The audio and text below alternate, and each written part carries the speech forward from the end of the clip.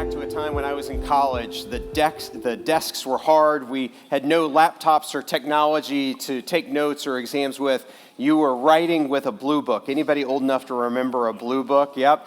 So you're writing with your pen and your blue book, and I am taking New Testament 101. I'd been in a lot of Bible studies. I'd grown up in Sunday school. I'd been to church my whole life, and there was one exam question on Bob Patterson's exam for this test. 1 hour. The question was this: if you had to pick one verse of the Bible to introduce a new person to Jesus, what would it be and why? I had an hour. You only get a few moments. Turn to somebody next to you and answer that question. Ready, set, go.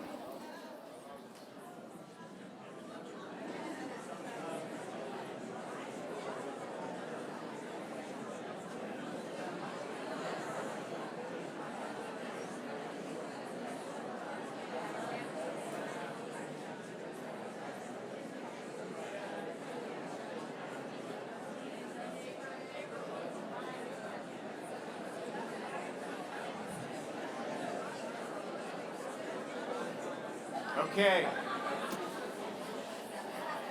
So I imagine that there's at least some variety of answers in this room, but I didn't tell you what one of the things it said underneath this question, which was, and the answer cannot be John 3:16. And so I'm working through my mind of all the stuff that we've read, of all the Bible that we've encountered in terms of the New Testament, and particularly the Gospels. If you could only pick one verse, what would it be? Now, I have forgotten a lot about college. It is fascinating to me that I can still picture what it was like sitting at that desk and filling out that essay, and I can still remember my answer. This was my answer, Mark 10:45. For even the Son of Man did not come to be served, but to serve, and to give his life as a ransom for many. Will you say this out loud with me? For even the Son of Man did not come to be served, but to serve, and to give his life as a ransom for many. This was an open book test. You could work on it with the Bible in your lap. And yet I can still recall what it was like to be challenged in this way. Because again, all the Sunday school classes, all the sermons I had heard, everything, in all of those regards, I was kind of a passive recipient, right? Like you just kind of go to church and you get what you get out of it. You go to a Sunday school class, you get what you get out of it. You go to a Bible study. It's not like that we put tests or exams at the end of this thing. But here was a moment where the script was flipped, and all of a sudden I was put in a position where I was now having to do something proactive to explain something in a very simple way to another person. And I remember the conviction that came behind that. And I can still remember the basic outline of my essay, which I want to share with you decades later. Who is Jesus? What did he do? And why did he come? Who is Jesus? What did he do? And why did he come? First, let's talk about who Jesus is. Jesus referred to himself in this passage as the Son. It's hard for us to appreciate the full impact of what a son meant in the ancient world. And what I mean by that is that all of your hopes, all of your aspiration, all of your future was tied into having a son. The reason a son, and not just a son or daughter, was because in the ancient world, a son was an heir. The son was the one who could pass on and protect and guarantee. He was your 401k, he was your pension, he was your Social Security, he was your family name. All of that was tied up in the ability to have a son. And this is the identity of how Jesus tells us and introduces himself over and over again. Who are you? He's the Son. But more often than not, he doesn't just say that he's the Son. He says that he's the Son of something. The most common description of that is that he is the Son of Man, or the Son of humanity. Over 80 times, Jesus refers to himself as the Son of Man. In other words, Jesus isn't just any old son. He is the one that all of humanity has been waiting for. He is the heir apparent. He is the one who is to come.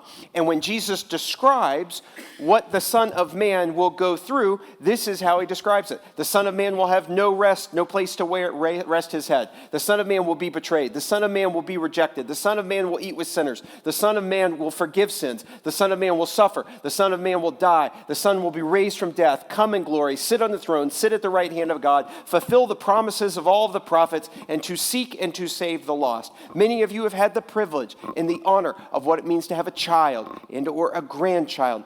When you think of all of the things that Jesus said that his divine vocation was going to entail, would you ever ask for this to be upon a child?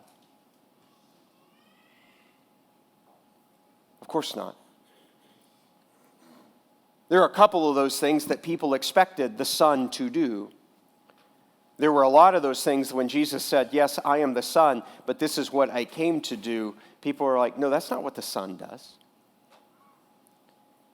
And yet there was something about Jesus saying that he wasn't just going to be born and go into glory, but the Son came to suffer for us.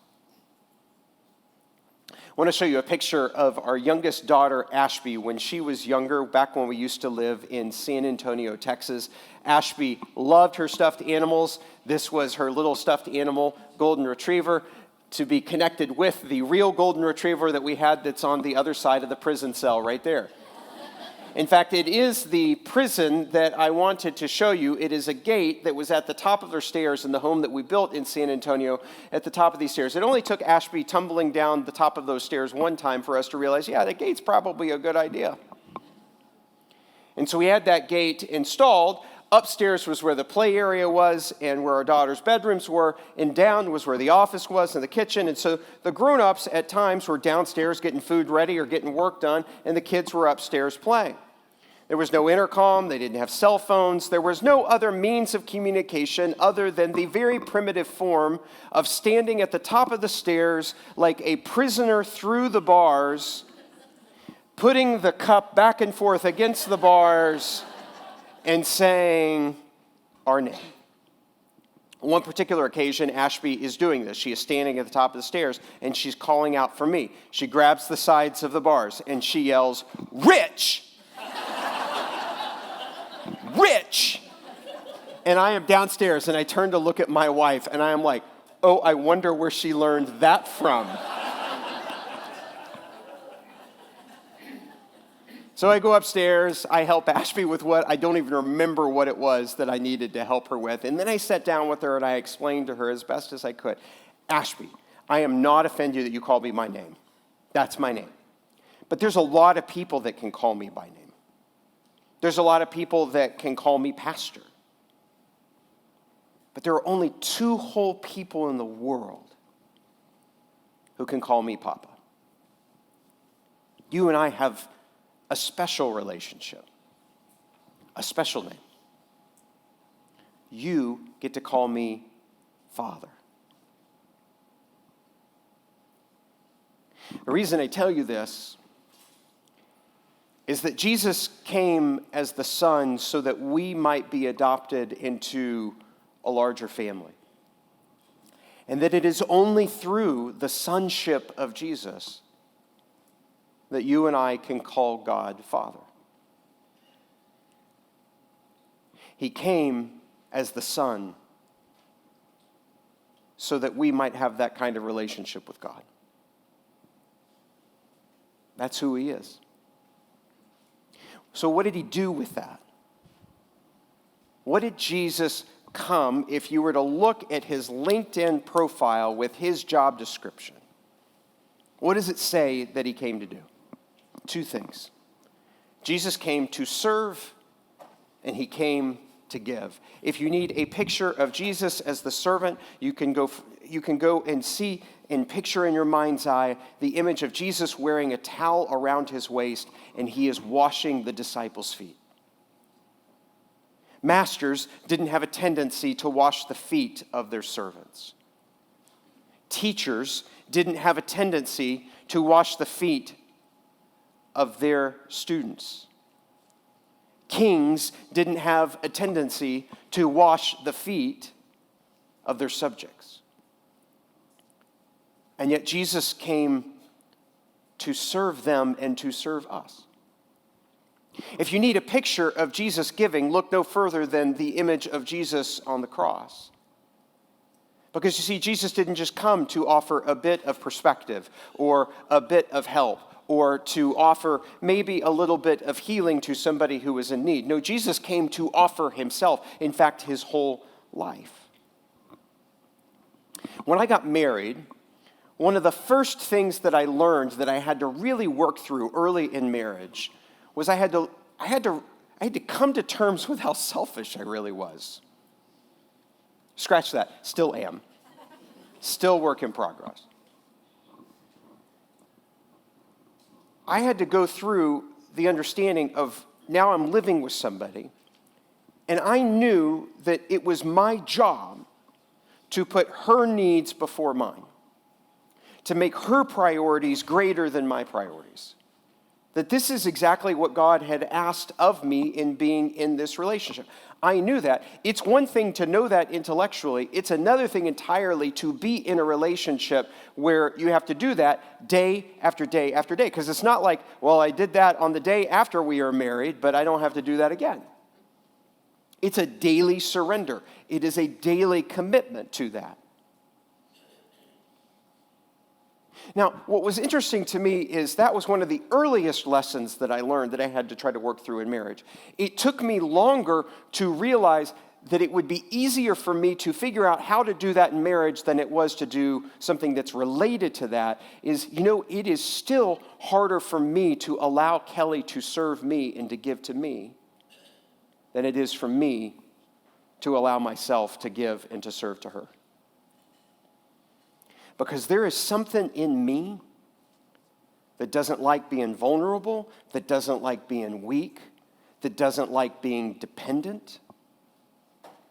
I am a self-reliant person I don't want to be needy. I don't want to be a problem. And so it's taken way longer for me to figure out how to humble myself in such a way where I allow her to be able to serve and to give to me. But if you stick at this thing long enough, eventually life circumstances will break you to the point where that will be necessary. Back when we used to live in California, there was the time where all of a sudden, for the first time, been fortunate to have great health and to not really have any issues, especially anything that required to be corrected by kind of a procedure or a surgery. But after a run, came back one day and looked in the mirror, I had a double inguinal hernia that had to get fixed. And I mean, really not that big of a deal in the sense of you lay down, you go to sleep, the surgeon fixes it, and you wake up. It's the recovery process that's no fun. And particularly the pride of the recovery process of that over a month, week after week after week, I can't pick up anything bigger or heavier than a milk jug.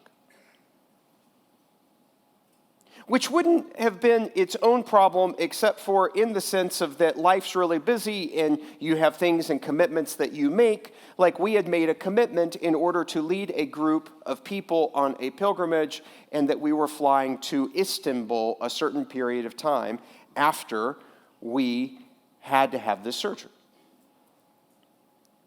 In addition to going to Istanbul, on this trip, Kelly and I were going to go on a vacation that was already prepaid for in the Swiss Alps.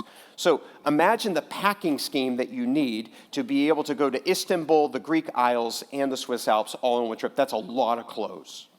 This was not a light packing endeavor. So we fly to Istanbul. We arrive at the airport. My wife, who, if you've probably seen, is 5'2" and about 100 pounds when she's soaking wet. And we get to baggage claim. And my wife has got these two huge bags, a backpack on her back, a backpack on her chest, and another bag over her arm, and she is walking like this through the airport. What am I doing? I am walking 3 paces in front of her, walking like this. Remember, we're in a predominantly Muslim country, and people are pointing at us and being like, this is the greatest thing I've ever seen. Who is that famous man? I turned to my wife. I said, I cannot tell you how much I am enjoying this right now. But in reality, that was actually hard for me. I was making light of something that was actually painful for me on the inside of that I didn't want to have to be needed in that way. And so it's a challenge.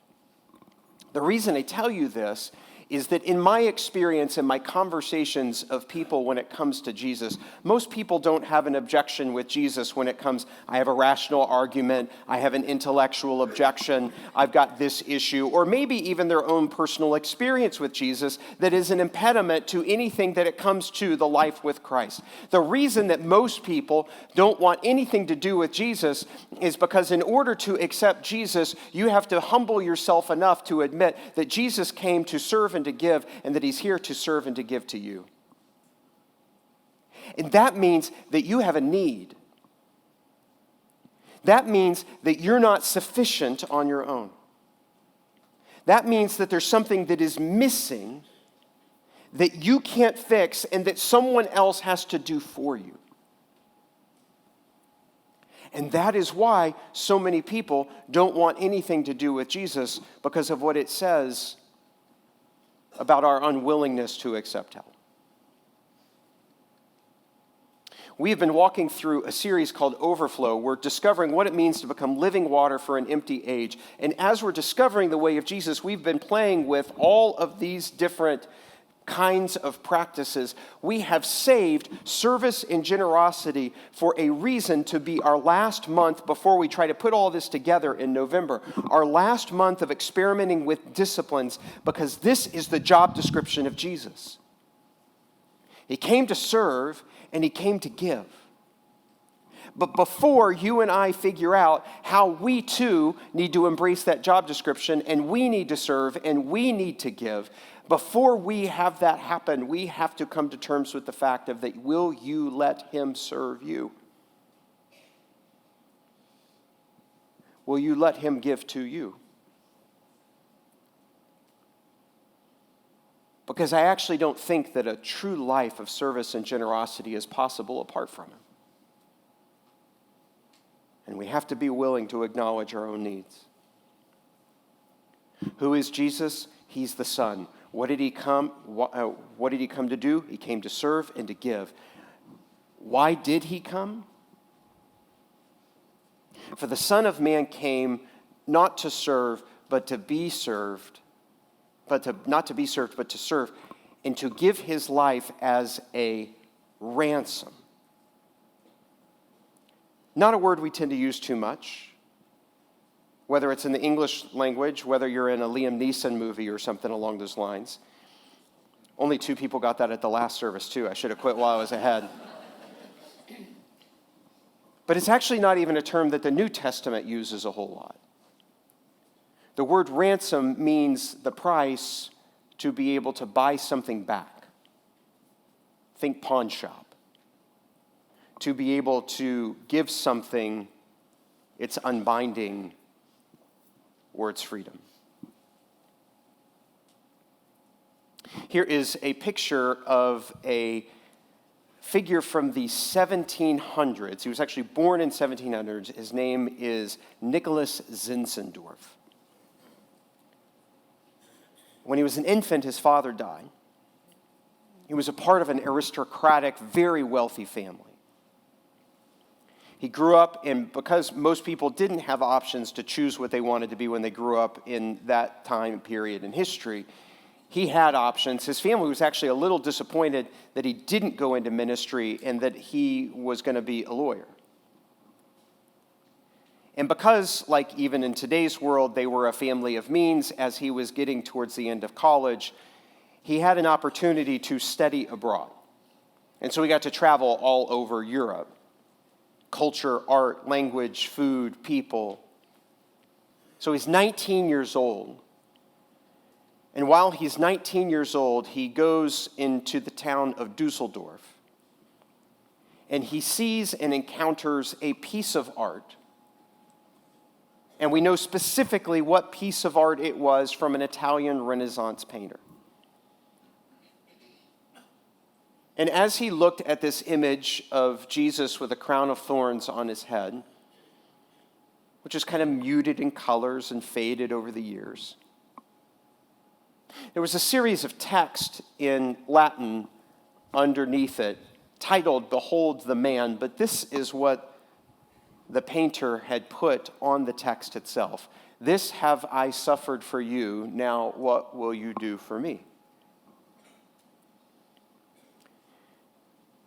And for some reason, Nicholas Zinzendorf, in encountering this piece of art, something in him just broke. It broke open. It shattered.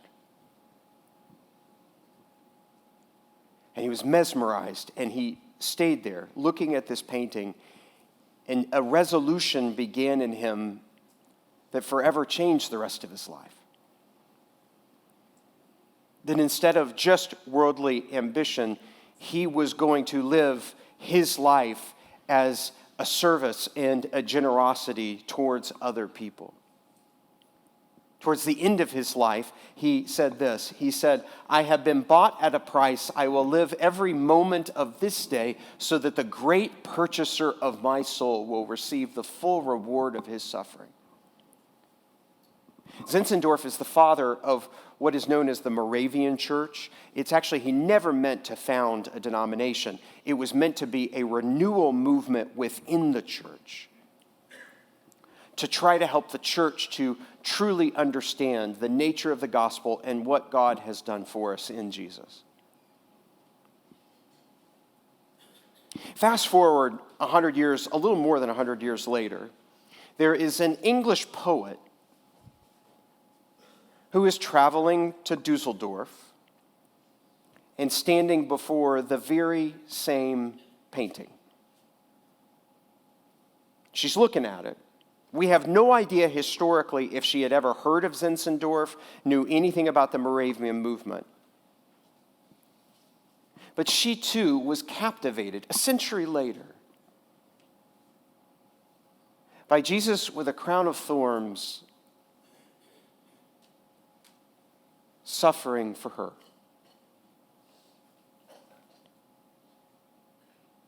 And because she was a poet, she took out a pen and started writing some words. "Take my life and let it be consecrated, Lord, to thee. Take my moments and my days, let them flow in endless praise. Take my love, my Lord, I pour at thy feet its treasure store. Take myself and I will be ever only all for thee." Now you could say, all right, that's a remarkable piece of art, that it is the catalyst for two people who had a significant impact in their generation upon the gospel and the movement therein. Maybe. But my argument to you would be, I don't think it's the nature of that painting itself so much that did that, but the Spirit of God working through a piece of art in the reminder of that we need to be seeing afresh once again in every generation the nature of the one who paid the ransom so that you could be free. And because probably Italian Renaissance art isn't, the primary way that we express ourselves today, let's do something more contemporary, and let's bring it even closer to home in Atlanta. Do you recognize this artist? This is Steve Penley from Atlanta. And this is the same portrayal, but in more modern terms.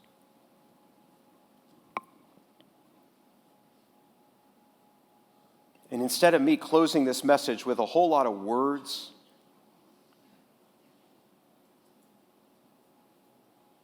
I just want you to look into the face of Christ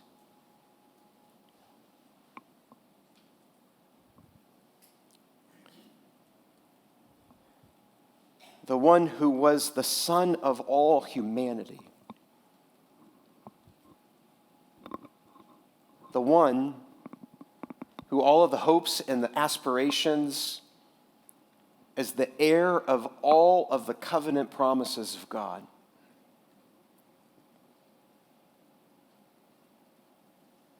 And he came to suffer.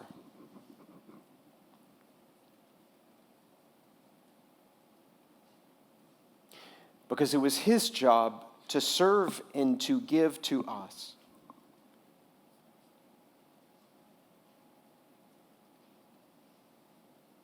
And he didn't just give a little of himself, he gave his all.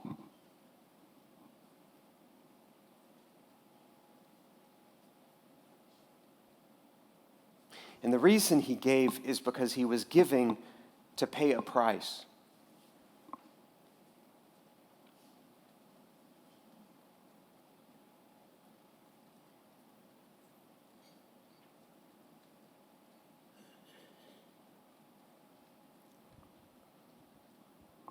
One verse.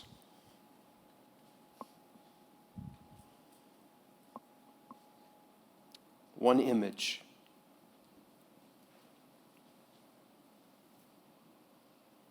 Only one Jesus.